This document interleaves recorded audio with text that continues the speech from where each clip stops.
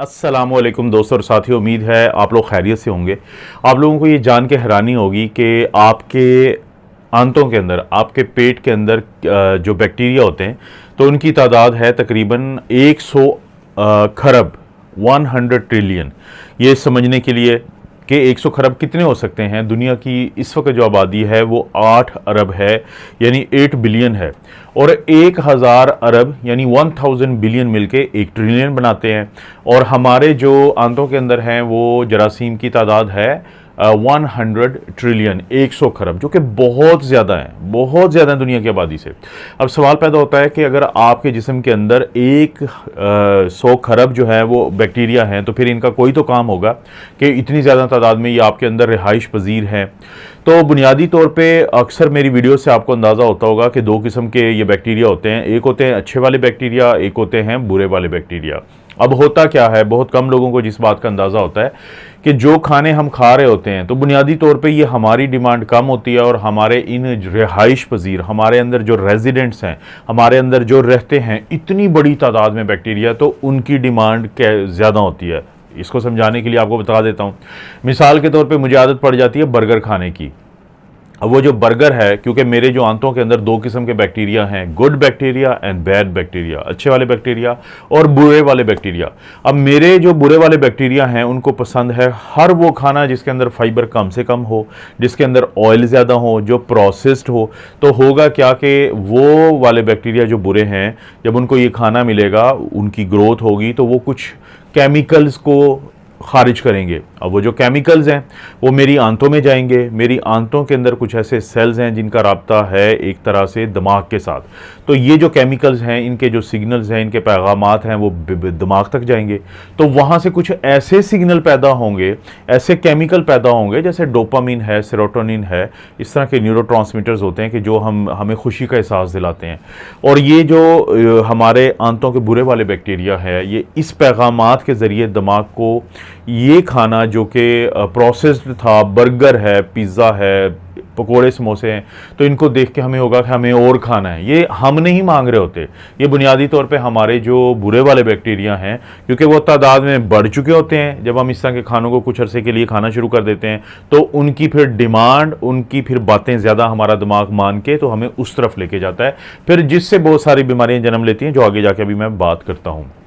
इसके मुकाबले में अगर एक और शख्स है, या मैं चले अपनी बात करता हूँ, और मैं होल ग्रेन्स जो होता है वो खाता हूँ, मैं फ्रूट्स हैं जैसे अमरूद है और सेब है, या इस तरह के, या ये जो स्ट्रॉबेरीज होती हैं, इस तरह के और बहुत सारे फ्रूट्स हैं, सब्जियां हैं, तो दालें हैं, मैं इनकी आदत डाल लेता हूँ अपने आप को। तो उसके अंदर क्या है, फाइबर। अब जो अच्छे वाले बैक्टीरिया के बारे में अगर कोई पूछेगा कि इसकी खुराक क्या है, तो 3 खुराक हैं, फाइबर फाइबर फाइबर। अच्छे वाला फाइबर, डाइटरी फाइबर, जो फलों, सब्जियों, दालों, बीजों के अंदर होता है। अब मुझे आदत पड़ गई है वो खाने की, कुछ दिन मैंने खाया है, मेरे अच्छे वाले बैक्टीरिया ऊपर चले जाएंगे। कितनी तादाद है हमारे टोटल बैक्टीरिया की, 100 खरब, 100 ट्रिलियन। तो उनमें से अच्छे वाले बैक्टीरिया ऊपर चले जाएंगे, तादाद ज़्यादा हो जाएगी। वो जब उसको खाएंगे वो कुछ ऐसे ट्रांसमीटर्स को, या ऐसे केमिकल्स को, ऐसे सिग्नल को, ऐसे पैगामात को अखराज करेंगे जो फिर मेरी आंतों के ज़रिए या आंतों के सेल्स के ज़रिए मेरे दिमाग तक जाएंगे, उनको इन्फ्लुएंस करेंगे और दिमाग से फिर उन केमिकल्स का अखराज होगा, जिसके नतीजे में फिर मेरा दिमाग जो है मेरे जिस्म को इन खुराकों को देख के कोशिश करेगा। क्रेविंग का एक लफ्ज़ है,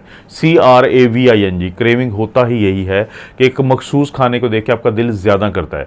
आप फ़र्ज़ करें अपने बच्चों के साथ कहीं पे गए हैं, अब आपके बुजुर्ग भी आपके साथ हों, किसी रेस्टोरेंट में गए हैं फॉर एग्जांपल, अब आप भी उसमें शामिल हैं और आपके बच्चे भी, तो चांसेस यही हैं कि आपके बच्चे मीठी चीज़ों की तरफ जाएंगे, क्योंकि वो अपने बुरे वाले जो बैक्टीरिया हैं उनको इतनी ज़्यादा पावर दे चुके होते हैं कि अब उनका दिमाग वो कंट्रोल कर रहे होते हैं।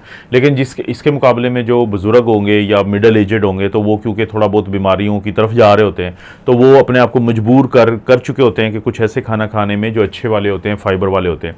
तो उसके नतीजे में क्या होता है कि उसके नतीजे में ये होता है कि फिर जो अच्छे वाले बैक्टीरिया बढ़ेंगे तो वो फिर उनसे वही खाने खाते हैं लोग। कोई आपसे ये बात करता है कि भाई अगर आप गोश्त खाते हो तो उसमें फाइबर नहीं होता, तो कोई मसला नहीं, आप गोश्त के साथ सलाद भी इस्तेमाल करें, आप गोश्त के साथ दालें इस्तेमाल करें, आप गोश्त के साथ सब्ज़ी इस्तेमाल करें। आपके पास बेतहाशा ऐसे ऑप्शंस हैं कि अगर आप नॉन वेजिटेरियन हैं तो आप कुछ ना कुछ ऐसा रख सकते हैं कि जिसके अंदर फाइबर होता है। तो ये अहमियत है फाइबर की, क्योंकि जहन में रखें, ये बुरे वाले बैक्टीरिया अगर कोई मुझसे पूछना चाहे कि वो कैसे पता चलेगा, तो अपना आप कमर का माप लें। वेस्ट सरकमफ्रेंस आप अपना लें, आप अपनी एक टेप लें मेजरिंग, उसको अपनी जो नेवल पॉइंट होता है जिसको हम पंजाबी में धुन्नी भी कहते हैं, तो उसके ऊपर रख के देखें। अगर तो ये 90 सेंटीमीटर से ज़्यादा है और आप एक मर्द हैं, इसका मतलब है कि आप के बुरे वाले जो बैक्टीरिया हैं वो पावर में है, वो आपको मजबूर करते हैं उन खाना खाने में जिनके अंदर बहुत ज़्यादा फैट्स होती हैं, जिनके अंदर बहुत ज़्यादा कैलोरीज होती हैं, जिनके अंदर बहुत ज़्यादा शुगर होती है, और आपकी जितनी चाहिए होती है शुगर उससे ज़्यादा जो शुगर होगी पहले वो फैट में तब्दील होगी, और कभी आप कुछ तो आपके जिगर के इर्द गिर्द चली जाएगी जिसकी वजह से फैटी लीवर बन जाएगा और आखिरकार वो आपका जिगर ख़राब कर देगा कुछ बाकी ऑर्गन्स की तरफ, और जो उससे भी ज़्यादा बची होगी फैट वो फिर आपकी तोंद बन जाएगी जिसको आप अभी मेजर कर रहे हैं। तो अगर आप एक मर्द हैं और आपका वेस्ट सरकमफ्रेंस 90 सेंटीमीटर से ज़्यादा है तो इसका मतलब है कि आपके बुरे वाले जरासीम जो है उनका कंट्रोल ज़्यादा है। और अगर एक खातून के तौर पर अगर आपका वेस्ट सरकमफ्रेंस जो है वो 80 सेंटीमीटर से ज़्यादा है, यानी इसको आप ये कह सकते हैं कि अगर इंचेस की बात करें तो 35 37 इस इंच से ज़्यादा है तो मर्दों में तो वो फिर बुरे वाले जरासीम ज़्यादा हैं और उनका मोटापा ज़्यादा है, उनकी खाने की आदतें बुरी हैं, इसका मतलब है।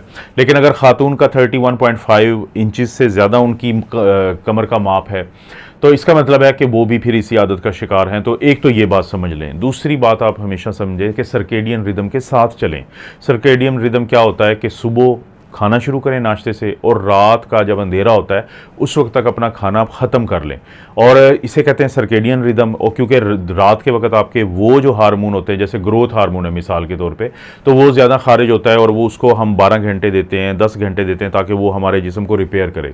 लेकिन दिन के अंदर जो है जैसे इंसुलिन का खराज होता है, अब जो इंसुलिन सुबह के वक्त खारिज होना शुरू होती है और दोपहर को बहुत ज़्यादा होती है, तो हम लोगों को कहते हैं कि आप उस वक्त खाना ज़्यादा खाएँ या उस वक्त ये चीज़ें खाएँ जब उनका इस्तेमाल भी आ जाए। लेकिन जब ग्रोथ हार्मोन को आप रात को डिस्टर्ब करेंगे, रात को लेट नाइट खाने खा के इंसुलिन उस वक्त नहीं होगी, तो यही खाने फिर आपको तंग करेंगे, आपकी गट की जो हेल्थ होती है वो ख़राब हो जाएगी, आपके बुरे वाले जरासीम ज़्यादा हो जाएंगे। क्योंकि सर्केडियन रिदम को अगर आप ख़राब करते हैं तो उससे मसला बनता है। क्योंकि दुनिया में जो स्टडीज़ हुई हैं उन्होंने बताया कि वो लोग जो सारी रात जागते हैं और सुबह को सोते हैं और फिर दिन में सोए रहते हैं और रात को फिर खाने भी खाते हैं, तो ये इन्हें कहते हैं ग्रेव यार्ड शिफ्ट, यानी रात को कुछ लोग ऐसी शिफ्ट में काम करते हैं कि रात को जागना पड़ता है, तो आधी रात के बाद अगर आप कुछ खा रहे होते हैं तो फिर ज़ाहिर है वो मसला है। तो एक तो सर्केडियन रिदम को आप ज़रूर फॉलो करें। फिर स्ट्रेस का बहुत बड़ा रोल है। ये जो नौजवान अमवात आप देख रहे हैं तो इनमें सबसे बड़ा फैक्टर यही है कि आजकल आपकी जॉब में स्ट्रेस है, आजकल आपके घरों में स्ट्रेस है। अगर आप फ़र्ज़ करें जॉब से सुखी हैं, अपने घर से सुखी हैं, तो फिर आप जो टीवी देखते हैं, सोशल मीडिया देखते हैं, मुआशरे में जो हलचल देखते हैं, तो उससे आपको स्ट्रेस मिलता है। तो ये सारी चीज़ें मिलकर, क्योंकि हर वक्त आपका एक हार्मोन होता है कार्टिसोल, उसको बढ़ा के रखती हैं। अब वो किसी और को काम नहीं करने देता, ना ग्रोथ हार्मोन को काम करने देता है, ना कार्टिसोल इंसुलिन को काम करने देता है, ना और किसी अच्छे हार्मोन को काम करने देता है। क्योंकि कार्टिसोल का मकसद ही यही था। देखें, अगर आप किसी से लड़ाई हो जाए तो आखिरी चीज़ आपके दिमाग में होगी कि आपने रोटी खानी है, आपने तो लड़ना है, उस वक्त आपका कार्टिसोल आपको ड्राइव कर रहा होता है। कार्टिसोल बहुत ज़्यादा होता है। स्ट्रेस से बचें, नींद पूरी करें, सर्केडियन रिदम को फॉलो करें, अच्छे खानों का इंतखाब करें और अपने बैक्टीरिया जो अच्छे वाले उनको बढ़ाएं और बुरे वालों को कम करें। आपको पता है इस चैनल पर इस तरह की वीडियोस मिलती रहती हैं। वीडियो को लाइक करें, चैनल को सब्सक्राइब करें। कोई वीडियो अच्छी लगती है तो दोस्तों रिश्तेदारों से शेयर करने के लिए नीचे ऑप्शन उसको जरूर इस्तेमाल करें। आप अपना और अपनी फैमिली का ख्याल रखें। अल्लाह ताला आपको और आपकी फैमिली को हर किस्म की बुराई, बीमारी और आजमाइश से महफूज रखे।